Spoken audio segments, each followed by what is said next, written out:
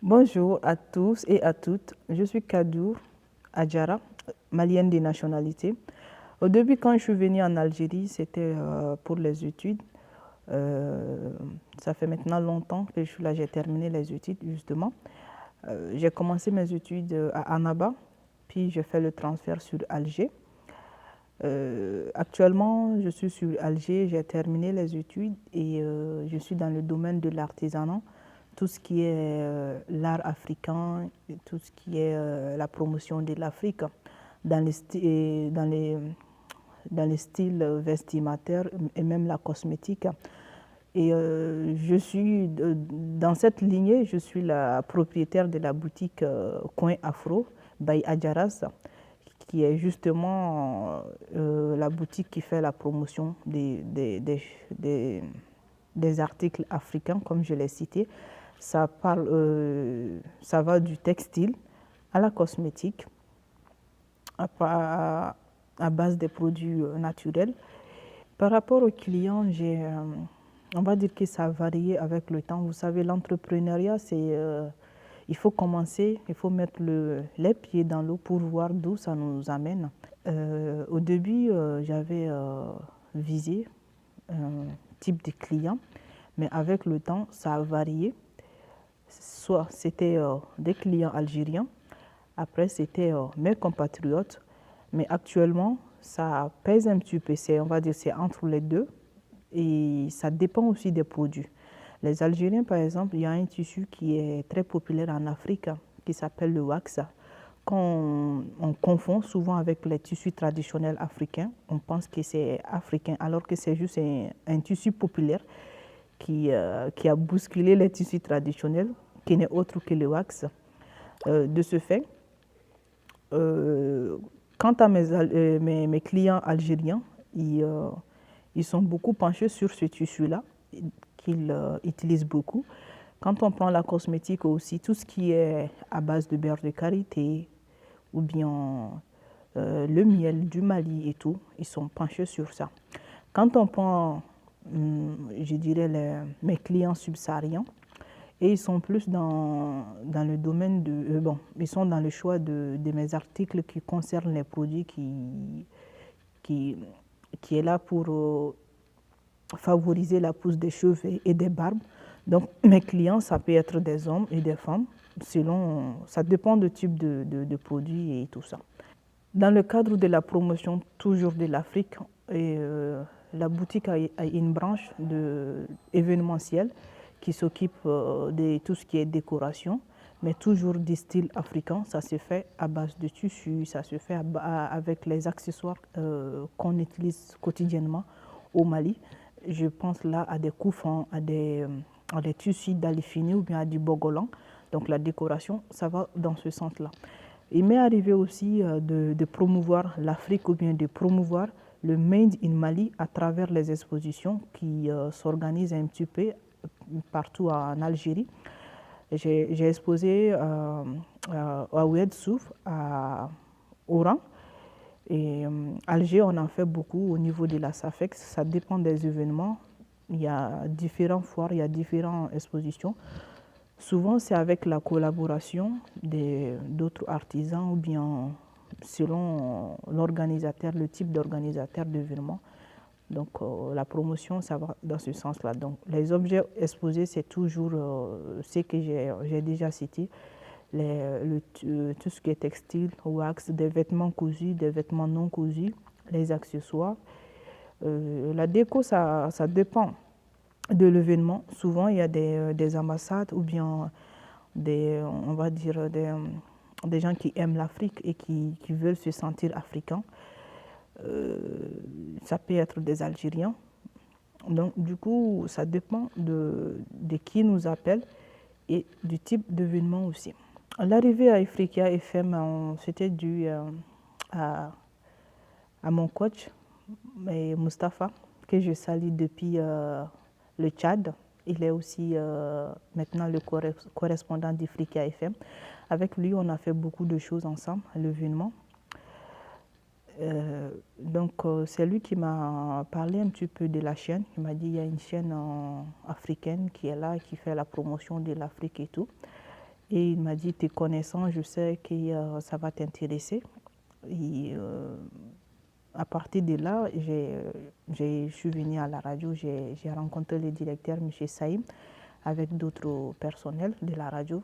Donc on a parlé, il m'a expliqué un petit peu le concept de la radio, la ligne éditoriale, tout ce qui, le déroulement, comment ça se passe, le système même de la radio. Et je me suis retrouvée comme ça à la radio. À l'arrivée, j'avais déjà eu une idée de ce qu'on disait, de ce qu'on m'avait dit, mais j'ai été choquée, on va dire positivement, de l'engagement, que ce soit des directeurs qui s'impliquent corps et âme pour la chaîne et surtout pour l'Afrique, qui est très impressionnant et qui est très contagieux, on va dire, parce que quand on regarde l'équipe, chacun met le sien pour qu'on fait justement la promotion de l'Afrique. Dans ce sens-là, jusqu'à là, j'ai eu que des expériences positives. Tout se passe bien pour moi. Et à la radio, j'ai déjà fait des émissions à travers des invités spéciaux. Là, je pense à l'écrivaine que j'ai pu interviewer, qui parlait justement du Mali. Le livre, c'est Kafrado. Et il m'est arrivé de participer aussi dans des émissions comme Brassage, Les Africains parlent aux Africains et d'autres émissions. J'ai fait aussi des chroniques. Ça peut être dans le rubrique escale ou même miroir. Donc l'escale, c'est tout ce qui est, ça concerne c'est la destination africaine par excellence. À travers des chroniques, on cible un pays ou bien une région d'un pays, on met la lumière sur ça. Les miroirs, ça se rapporte à tout ce qui est culture, tradition, la façon de vivre d'une population africaine. Moi, je me plais dedans parce que justement, je suis africaine et le fait de faire la promotion de ces endroits permet à d'autres personnes qui ignorent ce côté de l'Afrique, parce qu'on nous a toujours amené de l'information qui était erronée, qui ne correspondait pas justement à notre Afrique. Donc le fait que nous-mêmes, en tant que chroniqueurs, en tant que journalistes, qu'on prend, j'ai envie de dire, la plume ou bien la voix de mettre la lumière à travers une chaîne comme Ifriqiya FM, c'est vraiment à féliciter. Avec la chaîne, on a couvert pas mal d'événements, notamment le SILA, qui était le Salon international du livre. Et il y avait aussi au CIC, c'était la rencontre entre les hommes d'affaires africains. Et on a aussi couvert un événement à l'hôtel Sheraton pendant le mois de Ramadan. Avec Amel Bouaza, on a fait aussi une émission sur le l'Aïd, oui, effectivement. Et ce qui est bien avec la chaîne, c'est le fait qu'il y a aussi ce brassage-là. Je dirais même que la radio, ça devient un carrefour où on peut trouver différentes nationalités de l'Afrique. Si je ne me trompe pas, on est à plus d'une vingtaine, sans parler des correspondants. Donc, ce qui fait qu'on est constamment en contact avec l'autre, sans oublier bien sûr nos collègues algériens qui sont là. Là, je pense à Soumiya et à Tahar qui ont, à travers les activités, qui s'efforcent, qui sont actives. C'est le service multimédia, donc on a les images de qualité, on a les sons de qualité. Et c'est toujours un plaisir de collaborer avec eux. Mais il n'y a pas que eux. Je parle même de la rédaction, parce que souvent, en tant que chroniqueur et tout, je suis dans le besoin de revenir vers les autres, mes collègues, pour qu'ils puissent m'orienter, m'aider et tout. Et chaque fois, je suis accueillie, on m'oriente, on m'explique. Et j'apprends beaucoup de cette méthode qui est non seulement la méthode, elle est au niveau de la rédaction, mais également les sorties sur le terrain, comme les événements que j'ai cités ici, là, et au CICIC. Peut-être vous, mes collègues d'Ifrica FM, vous ne le savez pas, moi on m'appelle 12 métiers 13 valeurs par ma communauté de TikTok, là où je suis très active. Donc c'est vrai que c'est des responsabilités, être journaliste, journaliste chroniqueuse, être artisane, et gérer aussi la famille de l'autre côté, ce n'est pas du tout évident. Il y a notre directeur, M. Saïm, qui dit tout le temps que l'organisation fait le travail. Et j'ai suivi ce conseil, c'est ce que je fais. Je m'organise de telle sorte que j'arrive à accomplir toutes mes responsabilités, que ce soit au niveau de la radio, de la boutique et au niveau familial, c'est ce que je fais. La radio m'a beaucoup apporté. Ça va faire rigoler peut-être, mais aujourd'hui, j'étais en train de faire une escale justement sur mon pays et sur ma région, qui n'est autre que Sikasso, qui se trouve au sud du Mali. Et là, je me rends compte qu'il y a des choses que je ne connaissais même pas l'existence. Pourtant, c'est ma région, c'est ma ville natale. Donc, si je n'étais pas Ifrica FM, je pense que ces choses-là, je n'allais pas les découvrir. Et maintenant que je sais que ma région possède ces richesses-là, notamment ces sites touristiques, une fois que je vais rentrer au Mali, je vais visiter certains de ces sites touristiques. Donc là, je dis merci à Ifrica FM. Ce n'est pas la seule chose que j'ai découvert. Il y a sur plein de villes, sur beaucoup de villes maliennes, bon, il y a des choses qui existaient même au Mali que moi, en tant que Malienne, je ne savais pas. Si j'étais peut-être restée au Mali, si je n'étais pas chroniqueuse à Ifrica FM, peut-être que j'allais les ignorer à vie.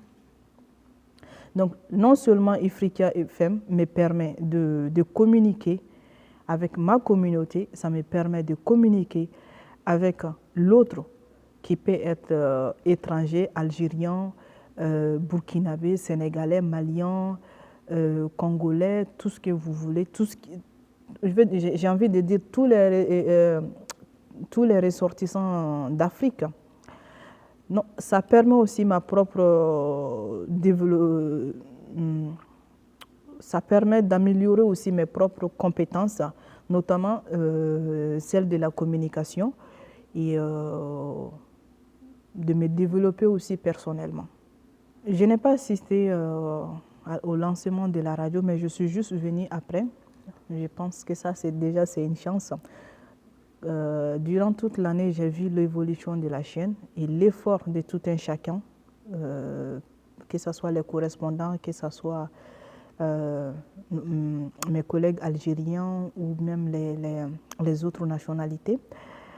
Et surtout de notre directeur qui tout le temps cherche des moyens à améliorer la chaîne, à motiver, à nous rappeler le combat et même l'objectif.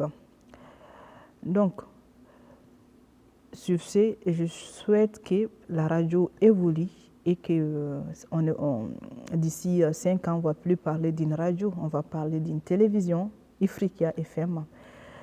Moi, j'espère ça.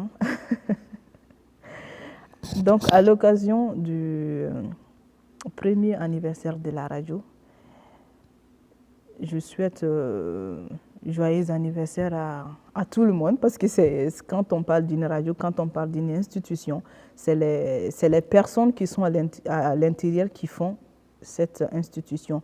Donc la radio Ifrica FM n'est rien sans ses chroniqueurs, sans ses journalistes, sans ses correspondants, sans ses experts, sans son directeur surtout. Donc que chacun se met encore plus d'efforts, pour que la radio évolue et que on aille de l'avant.